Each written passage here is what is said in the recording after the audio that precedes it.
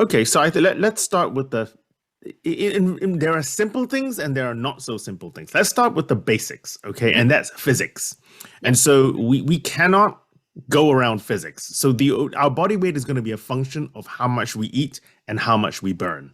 How can it not be? Okay, because that's the situation. But that's the how. Okay, that's the physics of it. That's but where the biological variation lies. In fact, biological and social variation, okay, and environmental variation doesn't lie in the physics. It can't because that's Mhm. going to be a fundamental rule. It lies in the why. Okay, not the how, but the why. Why do people behave differently around food primarily? So there are going to be biological reasons. Some people are going to feel hungrier than others. Some people Mhm. are going to be more driven towards food. There are going to be socioeconomic reasons. Okay, some people just richer, they're poorer people.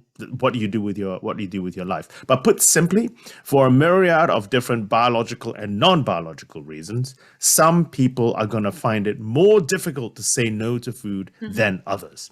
And so while an individual meal is never going to change our body weight, it isn't, whatever we think. Our body weight, however, is a function of thousands of different feeding events over the past few years. Imagine if, because of your hand of genes that you've been dealt with from your folks, that you are 5% less likely to say no whenever something is offered in front of you. Let's just say that, okay, 5%, 5% over thousands of different feeding situations is hundreds of thousands of calories. And Mhm. so, over the period of time where food intake will influence your body weight, it is not a choice. In casino terms, the house always wins. And so, that is why body weight is not a choice. Aha, good. Okay. And I agree. And to be honest, that's probably only something we've realized in the last few years, isn't it? I mean, historically, we used to think there was so much choice over your body weight, but I think we do need to just be a little kinder to ourselves. It isn't always things that we can manipulate.